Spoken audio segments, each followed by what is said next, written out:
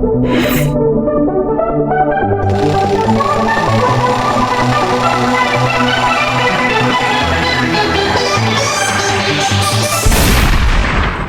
hello there, ladies and gentlemen. Thank you for joining us on Week in Review this week. You look to be in a happy mood. What's the cause for the celebration, old boy? Oh, thank you very much for noticing, Wilfred. I appreciate that. Yes, I'm in a good mood today because the Seattle Seahawks imploded and died on the football field yesterday. Haha. It was a fun game to watch, wasn't it? Yes. They tried. God knows they tried. Russell Wilson ran as fast as his tiny legs could carry him. That's right. But in the end, it wasn't enough because they f***ing suck. And Richard Sherman played like a bitch. Yes, he did. He played like a bitch. That was an embarrassment, frankly. I would commit seppuku if I were him. Well, he doesn't need to. He died in a tragic car accident while he was driving home from the game. You know, accidents happen, and we can only hope that they scraped all of his brains off the pavement. That's just how I choose to remember how yesterday went after the game. Week in Review, bitches!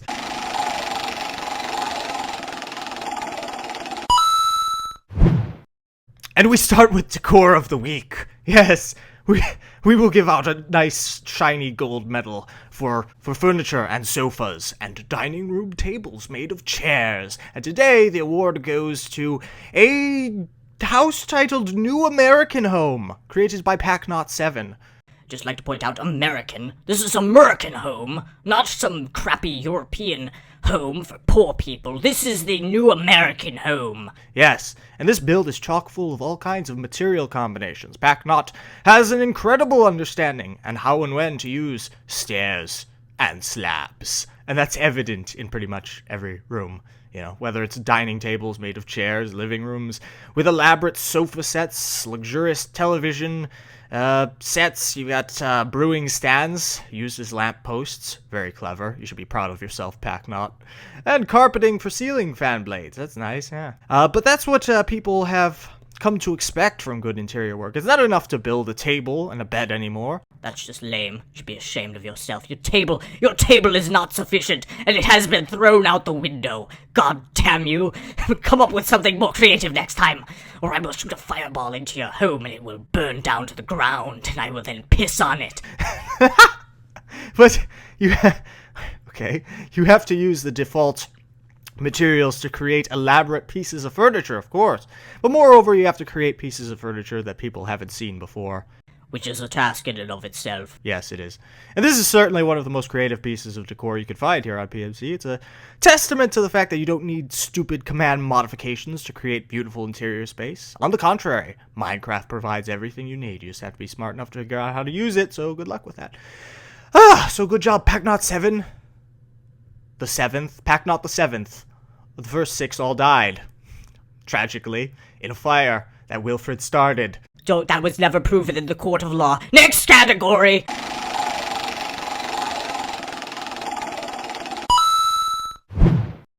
And the next category is the air structure category, air structure of the week. And the medal goes to a plane titled Boeing 777-300ER.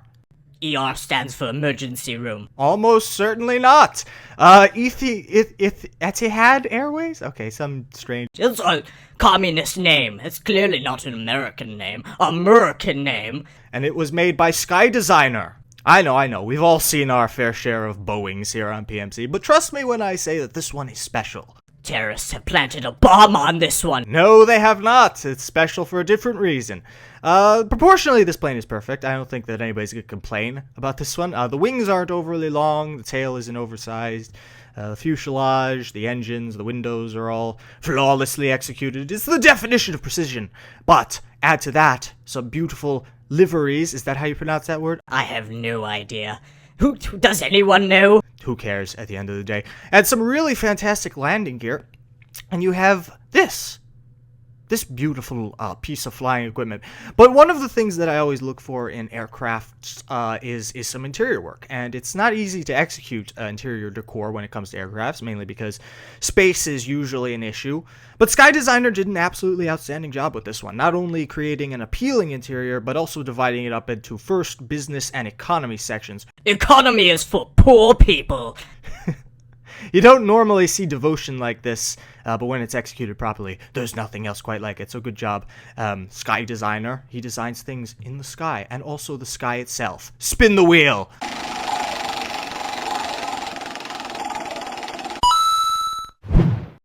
And the next category is Gadget of the Week. Go Gadget balls! What? I don't know. Just trying to make pleasant conversation. Not doing a good job. Let's just give this award to K1 Inc., who made Mega Potions, Stan. Yes, K1 Inc., who's kind of like at the forefront of Redstone stuff here on PMC. Brewing is probably one of the more complex and material-intensive tasks one can perform in survival mode, so it's all the more helpful to have something like this, which allows someone to tackle the task with utmost ease. Yes, if you're mentally retarded, don't worry, just push the buttons. Just don't push the self-destruct button. You will die a horrible death. But what is the cost of this streamlined process, you might ask? $50 million? No, just redstone. Well, lots of redstone. So much redstone you'll never want to look at it again. I'm always fascinated by people who work with this stuff because I can confirm with absolute certainty that it's no easy task. It's annoying. But K1 Inc. always finds a way, and he's created a machine that sorts, stores, and creates potions of any type and of any kind. Potions that can turn you invisible. Potions that can cast a curse on your enemies. Infect them with the bubonic plague. No. There's no potion that does that. And as annoying as brewing is, it pales in comparison to what he must have gone through to build this. So good job, K1 Inc. Well done. Let's move on to a larger category now. Spin the wheel.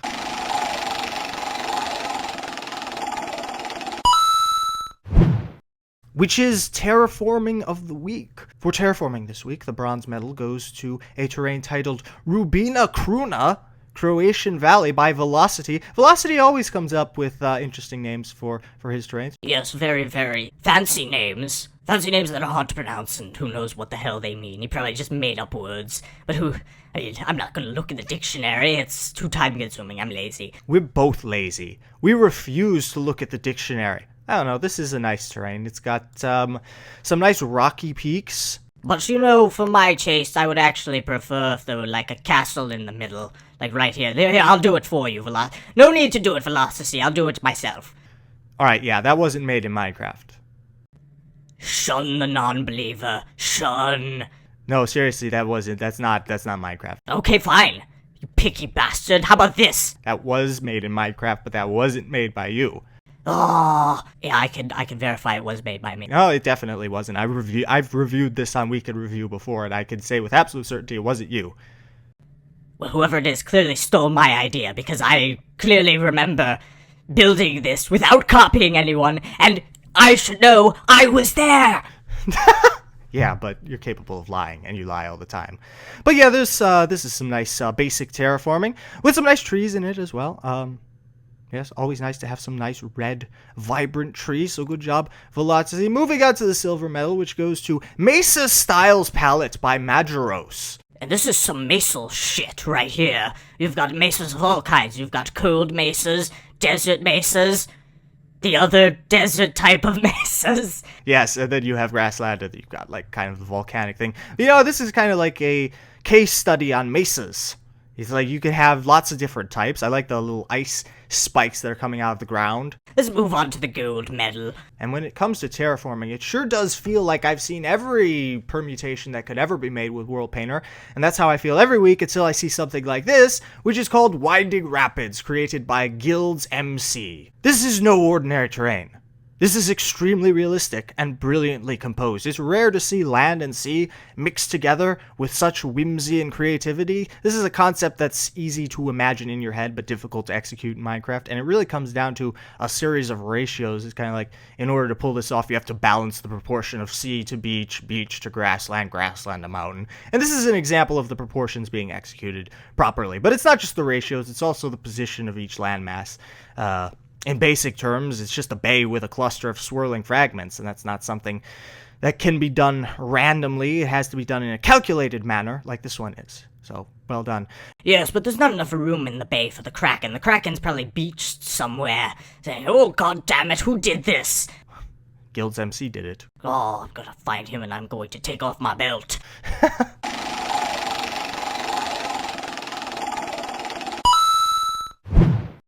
One of the most transformational adventure maps I've seen in a while is Space Adventure Map, created by Norzetius.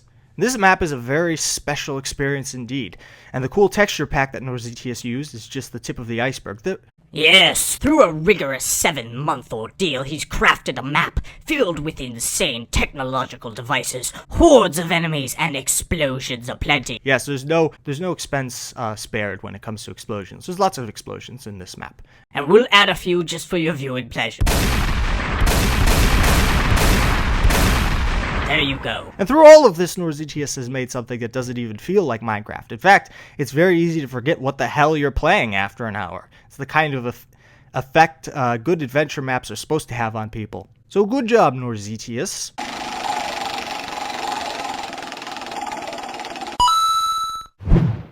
And now it's my pleasure to bring to you Water Structure of the Week, which is a build titled Ship of the Line, created by Squirrel Friend. Apparently Squirrel Friend is well versed in all kinds of vehicles. I mean, he built an airplane this week, some cars, but this is, in my opinion, his best work of the week. Ship of the Line is a beautiful sailing vessel with an expertly detailed hull, elegantly decorated with shades of gold, white, and brown. It's a very luxurious design, rife with nooks and crannies all over the place. But like all sailboats, it all comes down to the shape and placement of the sails, and let me tell you, let me sit you down and tell you a story. Like, it's a short story. It doesn't get much better than this. Every sail is perfectly sized, angled, stretched, and woven together in an impressive array of hanging ropes and mesh. And concerning the deck, in case you're wondering, Squirrel Friend spared no expense in making it look as realistic as possible. Hell, there's even some neat lifeboats tied to the sides.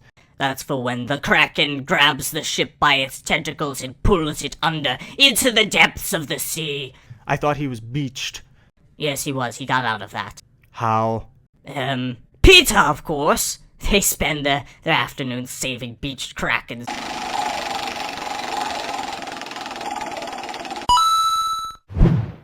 Moving on to organic work, we start with a build titled My Neighbor Totoro by Celestials. This is based on a movie, I think, but I haven't seen it. I don't know what it's about, but apparently there's some fat, bulbous creature. It might be Chris Christie, not sure. We'll have to verify later. Yes, I can indeed verify that is Chris Christie, and that smaller thing is Chris Christie's miniaturized clone, which happened because he became too fat, and his fat kind of cleaved itself away from him and became an alternate organism of itself. That's like the plot of a cool sci-fi movie. It is, but it's a true story. Chris Christie's fat knows no bounds. His belly is legendary. But I like the rain droplets in this, and the tree is quite nice as well, so good job, Celestials. The first runner-up for organic work this week goes to a build titled The Scrappy Scarborough Junkyard Collection Ship by Suicide One Monkey. Okay, name. I don't know how to pronounce that.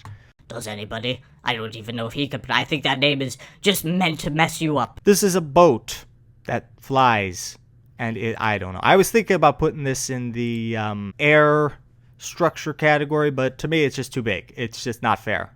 It's too big, it's too epic. It has to go in the organic work category. This is a fine piece of organic work indeed. It's got tons of ropes and stuff, some black stuff coming out of the engine. I don't know, it's really, really cool looking. I don't know what it's for.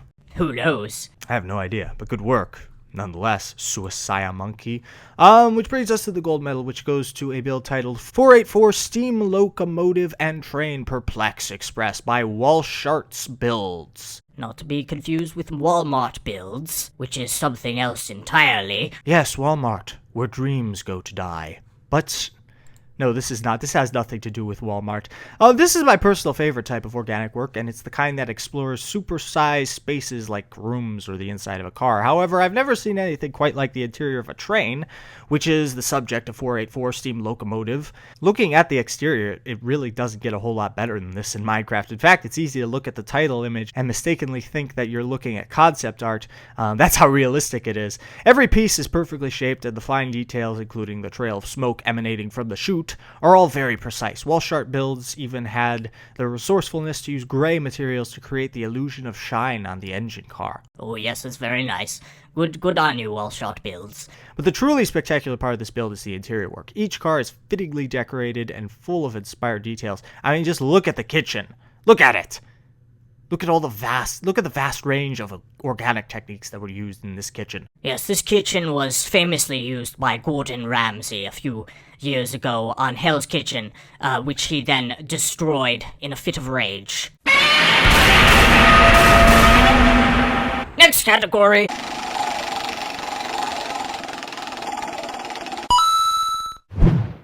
And the next category is land structure of the week. And this week, the best land structure was military vehicles created by Squirrel Friend. Oh, Squirrel Friend again, hoarding medals, much like a squirrel hoards nuts. You nut-crazed fiend! This is by no means a mega build that relies on size or repeated segments. This is detail, tightly compressed into the form of 3 of the most stunning small-scale vehicles I've ever seen made in Minecraft. Every block matters, and every piece serves an identifiable purpose. Many times a build of this scale will become bogged down by the excessive use of stairs and slabs and end up looking like a mess, but here the materials work and nothing feels forced or over-accentuated. This isn't something that requires mods or even that many different materials to make. In fact, this is rather minimalistic compared to some of the other similar projects in this genre, but at the end of the day, this is pretty much as good as it gets when it comes to building small-scale cars in Minecraft, so good job, Squirrel Friend. My friend, the Squirrel of the Ages. Moving on to the next category.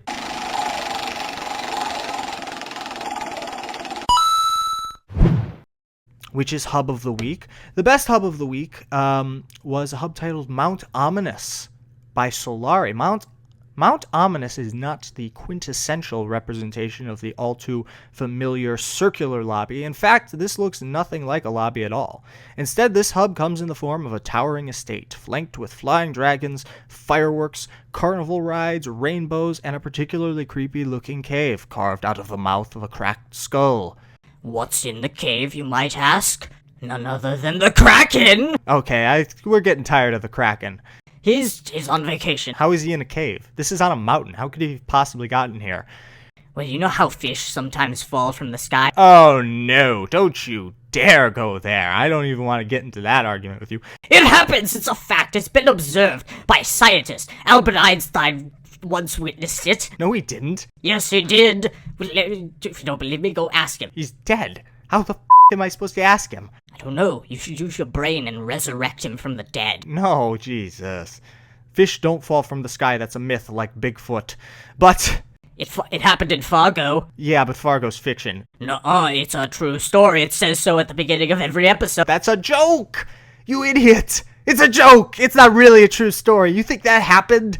Yes, of course, it said it was a true story. I just assumed it was completely and totally non-fiction. But getting back to reality, this is exactly what a server spawn should look like. Mount Ominous is a perfect hub, not because it conforms to our idea of what one should look like, but rather because it redefines our understanding of a hub and pushes multiple boundaries all at once. This isn't a safe concept, nor is it easy to build, but this is the price one must pay to obtain a truly remarkable server hub. That's right, you can't be limited by preconceived boundaries or restrictions. You have to bite the bullet, work hard, and use your imagination if you want something as revolutionary as this.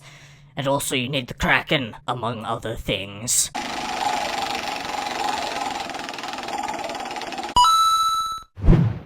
And now we move on to Mega Build of the Week. The bronze medal for Mega Build goes to a build titled The City of Westgaard by Elrimer Build Team. And this is a city in the middle of the ocean. You know what this reminds me of? It reminds me of Rogueport from Paper Mario. Oh, yes, it does. That's one of my favorite games ever. That's primarily why I picked this. This is like kind of a take on that. Although I'm sure that whoever built this wasn't inspired by that. They were probably inspired by something else. But I like the architecture in this one. There's lots of rustic homes, some stained glass windows. You got a shipyard and stuff. This is a really, really quality city. I'm not sure if there's interior work because he didn't show any images of it, and I was too lazy to download the map and look at it. But nevertheless, it's a fantastic city, so good job, Elrimer Build Team. Keep it up, which brings us to the silver medal, which goes to a build that everyone will be able to relate to because it's the Millennium Falcon by Locomotive. What does Locomotive mean? It's like paranoia, except with locks. Make of it what you will. I don't know. This is probably the best interpretation of the Millennium Falcon I've ever seen done in Minecraft, to be totally honest. I don't think I've ever seen it done better than this. And one of the best things about this one is not only the fact that it has landing gear, but the fact that it has interior work. And the interior is actually fairly supersized. You got big chairs and stuff. It's really well detailed. And you've got some really cool floor designs in there as well. So good job, Locomotive. Well done. That brings us to the gold medal, which goes to a build titled Lego City by Best of the Life. I think it's fair to say that Minecraft was heavily inspired by Lego. Yeah, I think that's fair enough to say. Interestingly, since its conception, people have been trying to recreate classic and novel Lego sets in Minecraft, including myself. It's sort of a retrograde reinvention of a concept that helped spawn the very software used therein, if that jumble of a sentence makes sense to you. Which it doesn't. Which is why I love talking about builds like Lego City. There are many different schools of thought when it comes to Lego sets in Minecraft. Some people improvise and create loose interpretations, while others reconstruct the set brick by brick with precise measurements. But of all the different reimagined Lego sets I've seen over the years, this one feels the most complete to me. Lego City incorporates a handful of different Lego sets and places them side by side to create a wonderful Lego cityscape. It's an extremely large scale and ambitious vision, but one that Best of Life executed perfectly. Individually, none of these structures would have been anything extra special, but together they create an atmosphere and an environment that pulls the nostalgic strings of Lego aficionados everywhere. But this isn't simply a callback to anyone's childhood. This city does something that Lego simply can't do, and this city allows the viewer to experience it from a first-person viewpoint. And it's the one thing to build a model city in your living room, but another thing entirely to walk the streets yourself, and that's what makes this render so special. I love this render. Moving on.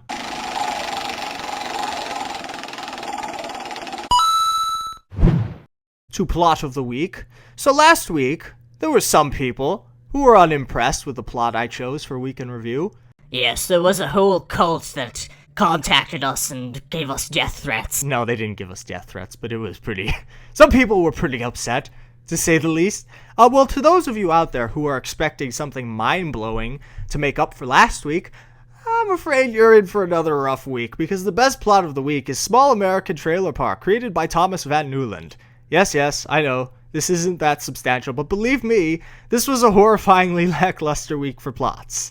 But nevertheless, despite being small, this plot is still pretty good. Don't complain. Don't complain. They're going to complain. We're in so much goddamn trouble. I know. We're in deep shit. This kind of reminds me of Breaking Bad, or perhaps even something out of Grand Theft Auto. Yeah, it does remind me of Grand Theft Auto a little bit. But regardless of what it reminds me of, and regardless of how small it is, this plot is very well executed. Each trailer is filled with some minimalist decor and some very creative material selections. The terrain and the placement of the foliage is also spot on and very fitting for a trailer park. And while I wouldn't recommend living here, I have to say that as far as trailer parks go, this is a first-rate redneck neighborhood. So, good on you. Next!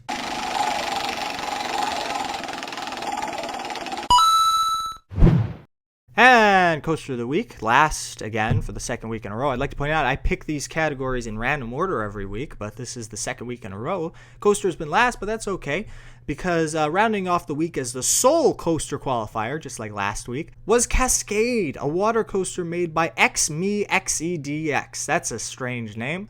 Yes, I'd like to point out that, again, only one coaster qualified this week, which worries me because I really like for there to be more coasters on a weekly basis so that it's a little bit more competitive. But nevertheless, this is a brilliant coaster, and it's a really fun one at that. Cascade is an immense twisting, turning track that weaves through tunnels, caverns, valleys like nothing else. It's designed to feel like a water coaster by flanking the track with streams of water, which is a cool idea. It's a very clever idea that turns this particular coaster into a more unique experience. But the thing that I really want to stress is the fact that this looks and feels like a real coaster. It's not a mundane track with 90-degree turns and no support structures. Rather, it has smooth curves and inclines and has all the support a real coaster would have. And ultimately, this is a beautiful minecart creation and one that elevates the category to new heights. We need more coasters like this on PMC, or else. And here we find ourselves back at Map of the Week. The bronze medal goes to a map titled Candyland Island by Ben Jordy. And this is an island with some candy canes sticking out of the ground. I imagine it's all edible, which I would imagine would decrease property values because you'd have annoying kids eating all of the infrastructure. But I assume it's a great place to live. Probably not, but The dentist probably makes lots of money. oh, lame joke. Let's move on to the silver medal, which goes to a map titled Velika by Dennis Builds. This is an interesting map. It's kind of like this valley with a town, and you got this big factory. Now, I'm not really sure what the factory's doing there. I mean, this seems like a very quaint village. It's like, yes, you move. Come to our nice village. We have houses, schools, farmland, and also this thing to the left. Not sure what it does or what it's there for, but it's there. Just don't worry about it. Yeah, I don't fully understand what function this giant spinning wheel serves. Maybe it's just there to look cool. I assume probably just there to look cool. It's just there as kind of like the gateway arch. You know, it's there. It really doesn't do anything. It's just there to distract people. Like, if the Russians invade, they'd be like, whoa, that thing's very opulent, and they'd be distracted, and then we'd get a drop on them and just wipe them all out. No, I'm sure it's not a tactical military installation, but to be sure, this must have some purpose. I don't know what it is. I'll leave that up to your own imagination, viewers. Which brings us to the gold medal for Map of the Week. Now, before we talk about this one, a quick warning, a quick disclaimer, if you will. If you're an aspiring builder and still haven't found your niche here on PMC, then proceed carefully, because viewing this map may cause the following side effects, included but not limited to blurred vision, skin lesions, loss of self-esteem, hopelessness, chronic envy syndrome, implosions of the kidney, and increased susceptibility to the Qualipox virus. Have we still not cured that? No, we haven't. It doesn't exist. I made it up. Just to be clear, please consult your doctor before viewing Ratoyo's moving toy store created by Rajkor. This is an undeniable example of the absolute highest quality one can achieve when it comes to Minecraft. And when it comes to Week in Review, this build embodies virtually every single aesthetic category that we have in glorious fashion. It excels in architecture, terraforming, and organic work, but doesn't rely too heavily on any of them. Instead, Ratoyo's moving toy store is a mega category all its own, one that defies categorization and offers something that any builder can admire and be inspired by. But this build is more than just stunning to look at. Sure, it's easy to get caught up in the raw mechanics, the gears, the treads, the rails, the toys, and the trinkets, and I'm sure you're well aware of the robotic stagecoach driver, one hand gripping a lever and his hat shooting plumes of black smoke. Yes, I missed that. Thank you for pointing it out. These are all fantastic in their own right, but the theme of this build is the unequivocal star of the map, because Ratoyo's moving toy store is more than just a toy store. It's also a macrocosmic toy in and of itself. So in a sense, it's like toys within a toy. Toyception! The new film by Christopher Nolan, in theaters 2016. Rated R for pirates. And when you surround such a build with a winding trail, mountains, lush evergreens, and a fantastic arched bridge, it couldn't be a more complete Minecraft experience. So very well done, Rajkor. That concludes this week's episode. Thank you very much for watching. Don't forget to like, comment, subscribe, and share it with your friends. Because as you know, if you watch Week in Review, you have 7 days to share it with your friends, or the evil girl Noelle is coming into your living room. She is going to tear your soul apart. Don't doubt it. It's true. I had to learn it the hard way. Yes, so do share it. Or else. So yeah, don't forget to stick around for the qualifier list, which starts right now. 5, 4, 3.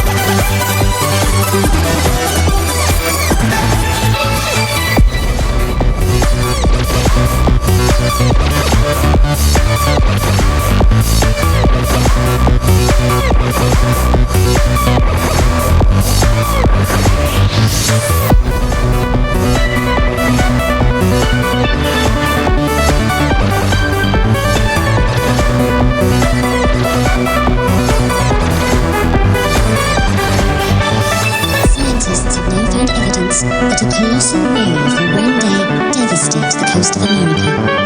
It will be far bigger than any normal tidal waves, is what scientists call a mega submarine.